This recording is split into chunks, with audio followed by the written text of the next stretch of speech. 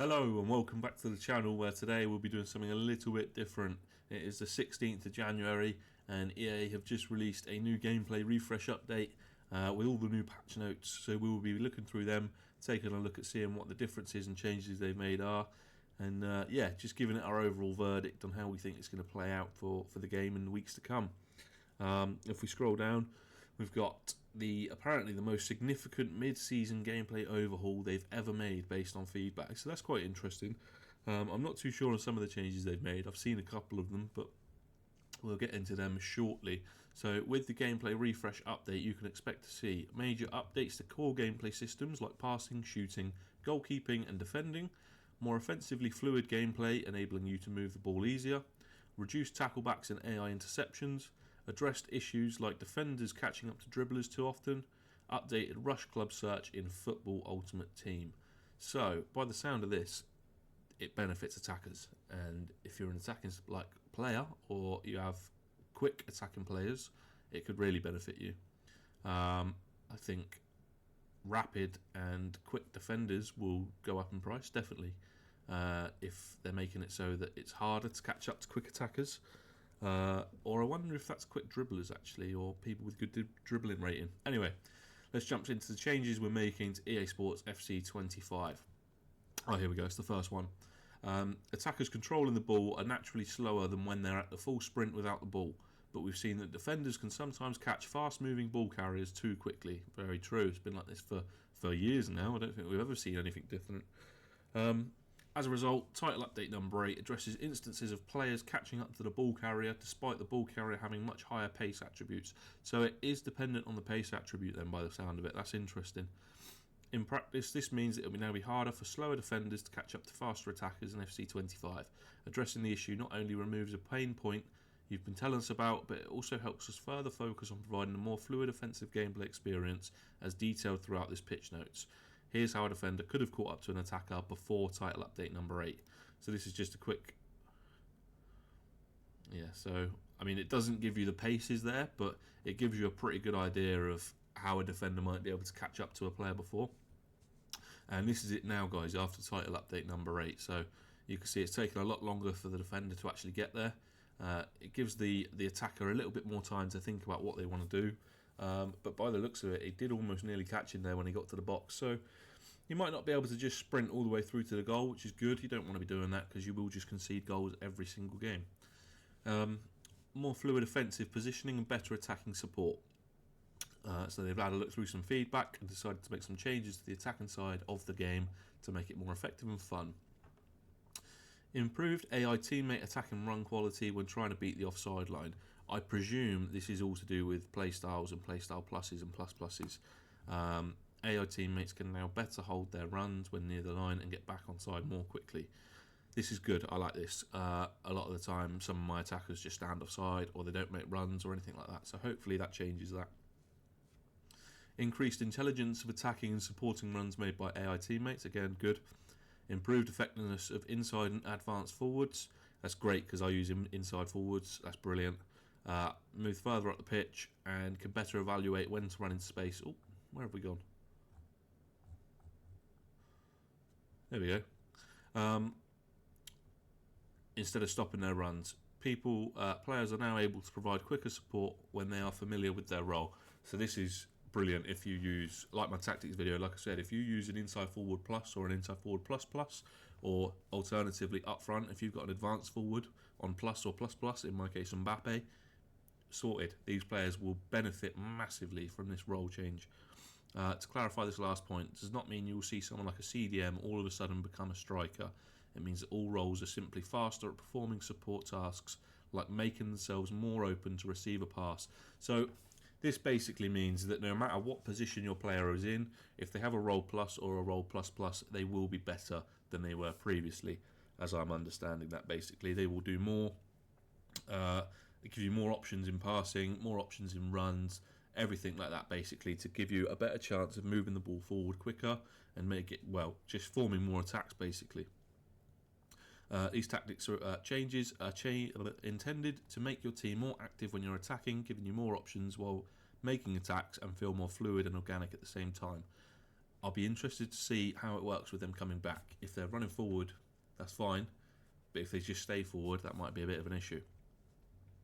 Here's a situation before title update number 8 in which attacking AI teammates did not make any particular... So this is something that I used to see did see quite a lot. Yeah, so you can see this man right here, he should be running into this box here. And likewise the player behind him there. And that's hopefully what we will see in this update, is more of players making a willing run to get into the box there. This is how... So this is with title update number 8, and we'll show how it's effective. So again, we're not really seeing much change here. It looks like they're just about starting to make some runs in. I kind of feel like that's not the best example, to be completely honest. He's making a good run, but you're controlling him. These players are coming up with you, but it's not necessarily breaking the lines or bits and pieces like that. So, I don't know. It'll be interesting to jump into a few games and see how we feel on that overall. Reducing tackle-backs, losing the ball after you tackle. See, I think this is what I saw to do with Anticipate Plus. So here it says, defenders with the Anticipate playstyle are now more likely to tackle the ball towards a teammate with more space if stopping the ball in place would be more disadvantageous.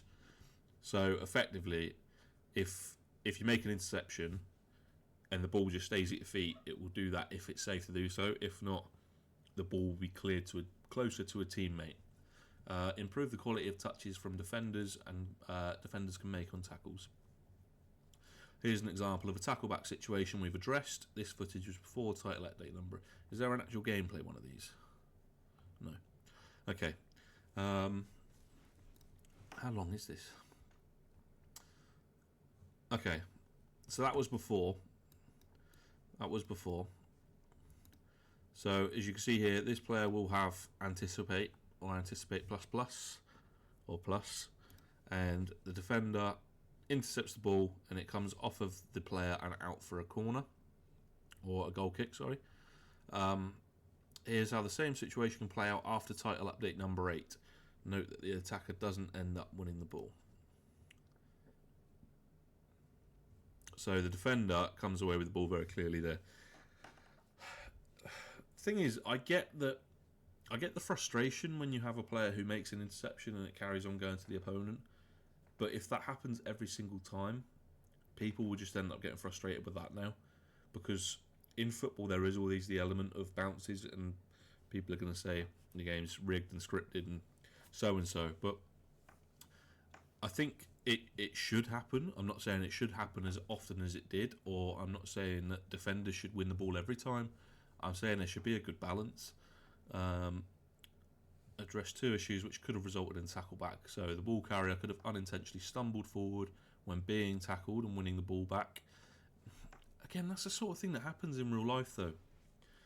If you get tackled, the ball might bounce off of anyone's legs and then you might still end up with an opportunity to run through on goal. So I don't know, we'll have to again wait and see how this actually plays out in gameplay, but we'll continue to look closely to your feedback regarding tackleback. So yeah, I mean, I wouldn't be surprised if this is massively OP with Anticipate Plus and we see these sort of players rising in price massively and being used in everybody's team. But yeah, alternatively, I wouldn't be surprised if they end up tweaking it again in the future title update to benefit attackers rather than the defensive side of things. Improve goalkeepers for near post shots. This is good. This is really good. A lot of the time you could just run to the byline, cut inside a little bit and smash it near post. So, and yeah, like it says there, could have sometimes incorrectly stepped away from the near post in tight angle shooting situations. Happened to me so much in the last couple of weekend leagues, so I'm glad they've sorted that out. Quick video demo there. Yeah, just like that. So he gets the ball, has a shot. You can see the goalkeeper's got his arms up, but he gets nowhere near the ball, ends up diving the other complete up wrong way. I don't know why you wouldn't shoot there, but anyway, that's just a demonstration purposes anyway. So here's how goalkeepers react in the same scenario with the issue addressed. So you can see the goalkeeper's closed the angle down and he's dived towards the ball there. So This is good. This is good because it was really frustrating when your goalkeeper dived the wrong way. Um, it'll be interesting to see how it works with now going across the goal, not from that tight of an angle because obviously you won't get the ball there, but from maybe somewhere like here. Will they just stand up when you try to go across goal? I don't know. We'll have to wait and see. At the same time, we're also making a more general behaviour change intended to make goalkeepers more effective at covering near post shots. Goalkeepers will now position themselves slightly closer to the near post. So, yeah, before there was always quite a big space between the goalkeeper and the near post, to be fair. So that did need addressing. I'm glad they have tweaked that slightly. Faster passing, balance changes, and issues addressed. So we want FC 25 to reward intelligent and quick thinking passing play. So they have slightly increased the speed of normal ground passes, slightly increased the accuracy of short ground passes to open players, significantly increased effectiveness of semi-assisted through passes. While some of these changes might sound small, when combined with other passing changes, they're designed to enable players to move the ball easier across the pitch. I can see very much how it's going to make things quicker, although it does say slightly. Any increase is an increase, I guess. Effectiveness of certain passes based on your feedback. So significantly reduced effectiveness of first-time lofted through balls. This is good because they was just being fired straight over the top all the time. Significantly increased the effectiveness of semi-assisted through passes. This is okay. I don't really mind that too much. Moderately reduced accuracy of headed passes in contested situations. This is something I really don't like. I get it's a contested situation and that's fine, but we've seen with corners recently as well. I have not seen anyone score from a corner in a very long time, all because of this contested situations. I feel like if there's even a player slightly close to you, your header will just go back towards the corner or behind the goal for anything. You know, it's yeah. The thing is, corners can be really broken, so they have got to do something to try and counter it. But at the minute, I feel like they're almost rendered useless. I think the only option really is to go short and try and work something from there. But again, we'll see. We'll see what they change with that in the future. But that's not all when it comes to passing. We're also addressing a number of issues you've let us know about. Low-powered ground passes were sometimes being delivered to farther players than intended. Okay, so this is... I could say that's probably down to left stick, but either way, if it's doing something it's meant to do, then good. Medium-powered passes sometimes focus too much on the player's aim input instead of the amount of power generated. Okay. Address some instances where first-time passes were less responsive than intended. That's good. That is good because now your action will be performed when you ask it to be, hopefully. Free kick passes were not hit towards the intended receiver. Okay, yeah, that's good. So if you're in co-op or clubs, well, this is Ultimate Team, but any sort of scenario where you might have switched to a player, this will hopefully fix the issue with the ball now going to them. More effective shooting inside the box. This is one that I'm very interested in. I'd like to know what shots are going to be more effective, definitely. So, introducing changes aimed at rounding out goal scoring, particularly from inside the box. So they've increased the accuracy and shot speed from inside the box for regular and finesse shots. I don't know why they'd do that. Slightly increased accuracy of low difficulty regular and finesse shots in the box. Are finesse shots not already too broken? I hope they've changed something for outside the box because at the minute they are just ridiculous. The second point, low difficulty shots, refer to situations made up of many different factors, such as the shooter not being under pressure, the player's input being accurate and well timed, the shooter having a good quality angle towards the goal in real life, and so on. Okay. So essentially, if you have got a good striker, there's a higher chance it will go in. So if you've got your Mbappes, your Haalands, your Lewandowskis, your Isaks, anyone like that, you should expect to score more goals with them in the box now. While we're generally looking to improve goal scoring from inside the box, we wanted to also adjust some tuning around finesse shots in general. Okay. Lessen the gap between players with high shooting attributes but no finesse shot playstyle and those with the playstyle or playstyle plus. We know there's been some concern that we're planning a whole-scale reduction of the finesse shot. Okay, so that's the complete opposite of what I thought they were going to say then. Slightly increase the impact of attributes on the accuracy of finesse shots taken by players without... So by the sounds of it, if you've got a player that doesn't have finesse shot, the accuracy of that shot is going to be better.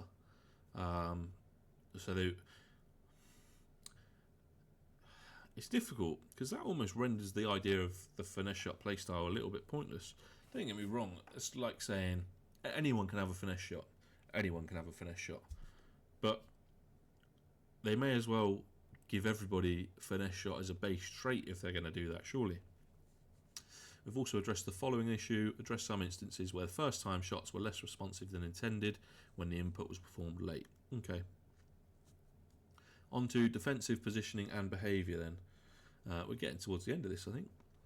We're also making changes to the defensive side of the game to further encourage players to take control of their defensive efforts rather than relying on AI positioning. Okay.